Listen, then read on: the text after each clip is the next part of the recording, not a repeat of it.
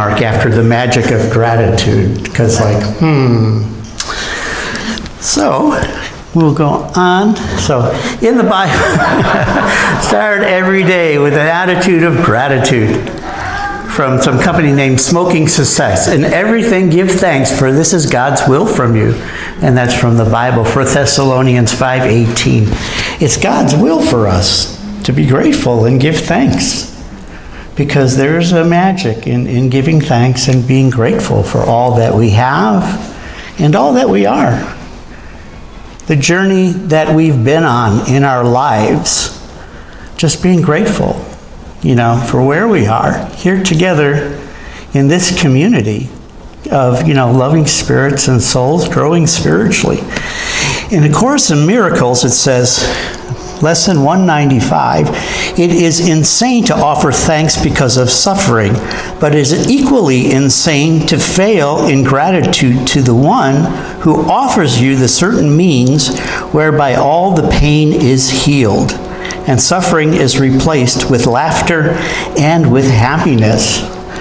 So basically what he's saying is, it does seem kind of crazy. Okay, let's go this way. To be giving thanks when things aren't going so well. A lot of times we will give thanks afterwards. After we look back in 2020 hindsight, we give gratitude. And that's one form of gratitude as well.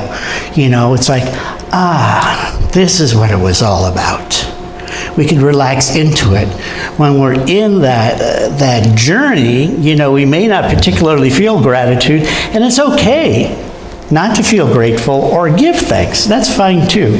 If you're able to do it, that's great. But if you're not, that's okay too. But a lot of times, it's not until we get to the end of whatever this life situation is that we're able to give thanks for stuff. So let the magic begin. Magic is the art of creating wonder, by some guy named Bruce Servan that I picked up off the internet. So much easier to put stuff together nowadays. A little gratitude goes a long way. Imagine if you fill your life with gratitude. From the moment you wake up, you start saying, thank you. Just say thank you out to the ethers, to the universe, to God, to spirit, whatever you consider it. We can thank our bodies for functioning. Myrtle Fillmore blessed her body a lot. She actually apologized to her body a lot for abusing it and talking, negatively towards it. Because she had tuberculosis and she was healed of that through her spiritual mind treatments eventually. And she would sing praises to her body and tell them how sorry she was that she was condemning them for not functioning the way that she had liked them to. And in that, eventually she did get healed. The power of gratitude can change life so quickly, it's considered one of the most potent life-enhancing forces in nearly every single spiritual religion or tradition, and that's by somebody named Thomas Smith. I don't have it up on there. So what are some of the things that you're grateful about today? Let's create some magic. Does anybody want to speak out about something that they're grateful for or thankful for today? Jim. Family, relationships. Absolutely. Family and relationships. That's a big one. Yeah. And Tina. Comfortable of being in a home? Yeah, having a home, living in San Diego County. How blessed are we, Mark? I'm very grateful for having a reliable vehicle. Yes, reliable transportation. That's something to be grateful for. And Patricia? I'm grateful for loving, caring neighbors. Oh, that's great. Yeah, that's very important. Having a loving, caring neighbors. Anybody else have it? Yes. I'm grateful my left-handed son finally learned how to print. Oh. Yeah, that's a good skill to know. Yeah, absolutely. So I'm grateful for this community, definitely. I'm so grateful for this community. I came here in 2014 when my mom was having health challenges, and she eventually passed that year. And I stayed, And this community has embraced me, and I've had a home to share my talents instead of bouncing around from church to church on different Sundays. I just say, I'm just staying right here. I don't need to be a guest musician somewhere else. I'll just stay here. Thank you. So it's been 9 years now, and I am just so grateful for that. I really am. Sometimes I take it for granted, but when I put the music together, I was like, wow, how blessed am I? I got a place where I can share this. I don't have to be knocking on doors and booking and all this other stuff. So, and Ken, thank you. Thank you. Yeah, it was Ken Harrison. He said, I'm booking all these speakers. He goes, would you just mind doing the music? Because I don't want to be booking all these people. Can you just do it? And then I thought about it, and I was like, okay, how many songs do I have in my repertoire? I don't know how long I could keep pushing this rock here. So here we are 9 years later. God provides. And, of course, I'm grateful for my family and friends. Here we go to the same church of Unity. Wow. And I'm grateful for my journey through life. I'm now in my 60s. And a lot of you know that I struggled with anxiety and panic earlier in my life, and I discovered a organization called Recovery International that gives very simple cognitive tools to manage all that stuff. And that was over 20 years ago, and I never thought that would be my journey. That just came out of left field. I moved out here to California, and, I was just going to pursue my music, and then all of a sudden anxiety and panic hit, and I could barely leave the house. So a lot of times we don't know what our journey is going to be. But that was my journey, and I'm grateful for it. I'm grateful for all the people that I've met through it. I'm grateful for just all the wonderful inner recovery. And through that, I was able to start attending churches. I started out at CSL, United Religious Science, and then, moved over to Unity. They're kind of kissing cousins, the two of them, but I do prefer Unity. And so I'm just grateful for my journey. I'm grateful for the healing.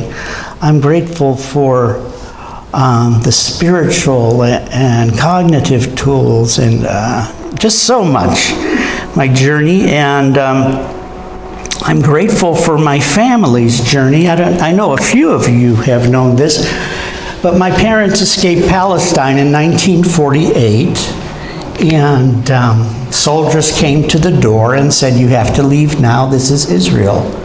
My mom called my dad and said, we have to leave, the soldiers are at the door. And my dad came home, they loaded up on a truck and headed towards the Jordanian border, and never went back. So I am just grateful now, as I hate to bring up today's situation, I'm not on one side or the other, but I see what they went through on the news. I didn't realize that many people were, left at that time. And I actually saw one lady pushing a buggy that looked like my Aunt Mary. And I'm like, oh my God, what they went through. And I'm grateful that they persevered and that they came to America 4 years later. And my dad had told me, he goes, the greatest gift I ever gave you was coming to America. And of course, I was born here in Chicago, so I am so grateful for that. I am so grateful for that. I just wanted to share that we don't see the big picture. We just don't see that higher place. My mom wanted to go back. She didn't want to come to America. So her uncle told her it was crime-ridden, there's Al Capone and all this other stuff. She wanted to go to Europe. But it opened up to come to America. They were sponsored by an Armenian organization, and they came to America. And so who would have known? They couldn't have seen that back then. And even when they came to America, my mother wanted to go back. So when it used to snow, we ended up in Chicago. Okay. So I just wanted to share that. Let me go on here. The other way. Let's see. So what is gratitude, pray tell? So I got some definitions here I just kind of pulled up. The feeling or quality or feeling grateful, and I forgot to put "ni" in there. Showing or expressing our gratitude. So, just by saying thank you to somebody, giving a gift or a flower, or maybe an act of service towards somebody, just showing our gratitude in a very real, physical way. Gratitude is not only the greatest of all virtues, but the parent of all other virtues, by Marcus Tullius Cicero. I believe he's a philosopher. So he says that's a parent of all other virtues. Gratitude is not only the memory of the heart, but the secret to a happy life. Joseph Addison. I like that one.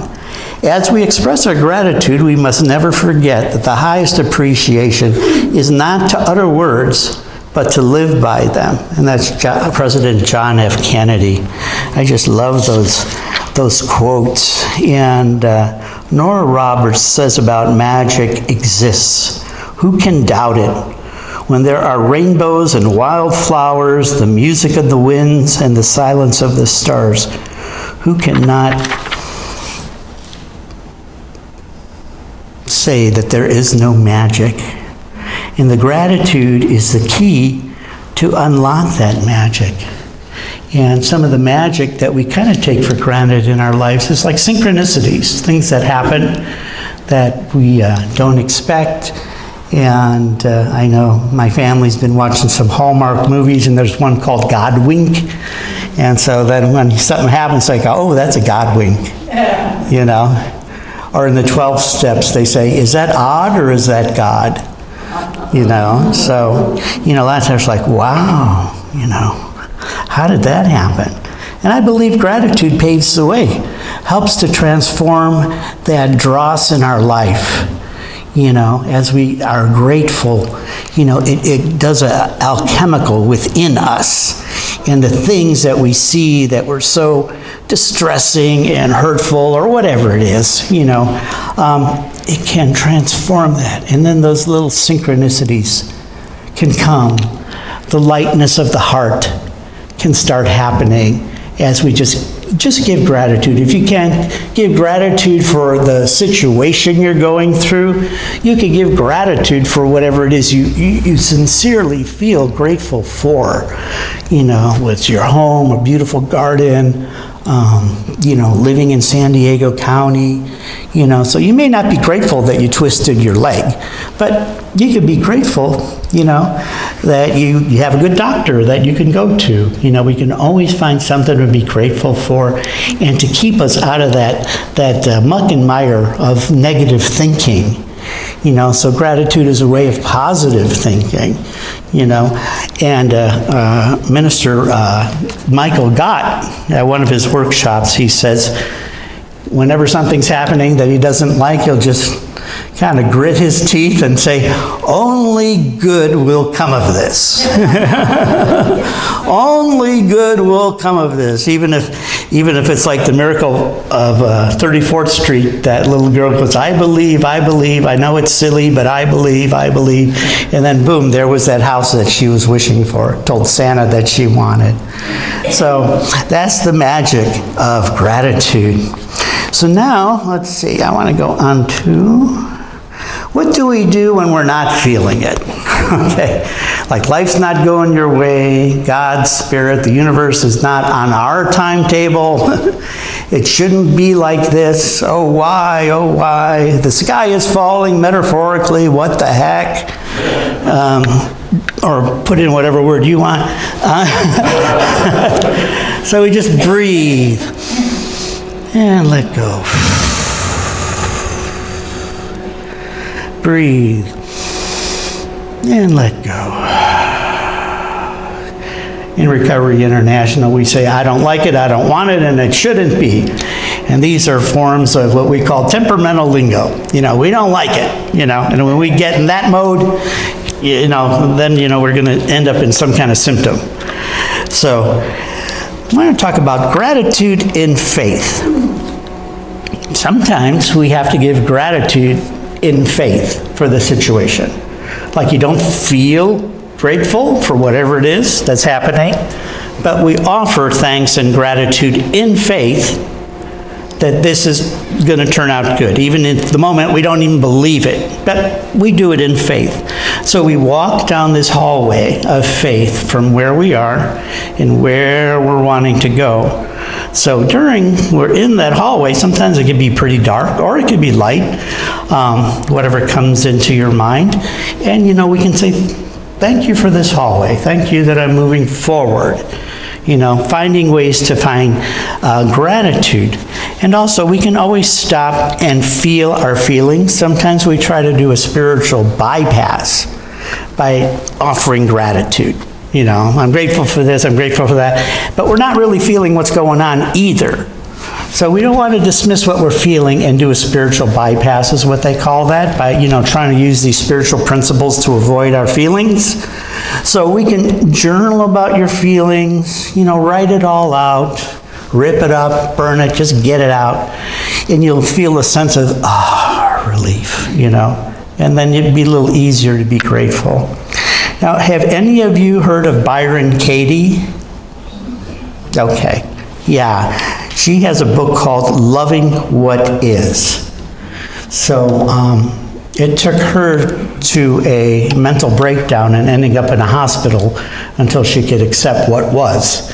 And from there she started climbing up, and now she does workshops on loving what is in your life, just accepting it. And she has this great worksheet called Judge Your Neighbor Worksheet. You could probably go to her website and print it out for free. And you could do it in your journal too. Like, say if there's somebody or something that's really bothering you, it's called Judge Your Neighbor Worksheet. And of course, this is not very new thought, but you just write down everything you're feeling about this person. Just write it all out, get it out. Don't judge it. Just get it out. And then you go through these 5 questions. I should have wrote them down. It's like, kind of like, have I ever done this? And then you get some objectivity, and then at the end, just like, is this true? And then you ask yourself again, is this really true? And most of the time you're going to find out that it's not true. So it's a way about getting objective with whatever judgment you have in your head. But the thing is, at first, we have to get that all out, and say, no, you did this, you did that, get it all out. And then you could run it through a process. So that is Byron Katie. If you want to look her up online, she's out there. And we just have faith that God is in the mix, no matter what it looks like. So when we're in the hallway, we're not feeling it, we can have gratitude that we know that God is with us in this journey, whatever it is that we're going through, whatever it is we're trying to create or transform. There is a divine order to it. I give thanks that the divine results now appear in the divine way. And that's from Unity Church Worldwide with Catherine Ponder. How many are you familiar with Catherine Ponder? Yeah, she's got wonderful books and affirmations, The Dynamic Power of Prosperity, The Dynamic Power of Prayer. I mean, she's just got like a whole series of stuff. So that's great. And I have this one quote that I actually wrote. I think there are things in life we're not going to know the why. And at that times we walk in faith and not by sight, believing in God's divine plan, and we give thanks for that. There's things in our lives that, I know for me, I still don't know why certain things happen. I can see the good that came from it, but that definitely was not the path that I was planning on going on. And there may be something in your life that you don't know the why. You just don't, things happen. This is life. But we could give thanks that, God, Spirit, whatever you want to call that, divine energy is in the mix. So, I would like to close with a little joke. I was going to do this in the beginning, but now I forgot, because you're supposed to give a joke. Jokes, I mean. So why did the turkey wear stilts? Because flamingos don't get eaten for Thanksgiving.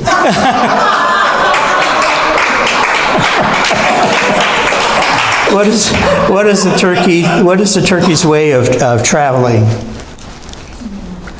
on the gravy train? I know, I had to throw some of those in there. So, in conclusion, Rumi says, gratitude is wine for the soul. Go on, get drunk. That's from Rumi. Get drunk on gratitude, and if you don't have nothing to be grateful for, today I am thankful that I am not a turkey. Have a happy and blessed Thanksgiving. Thank you. Okay. Back to you, Dorothy.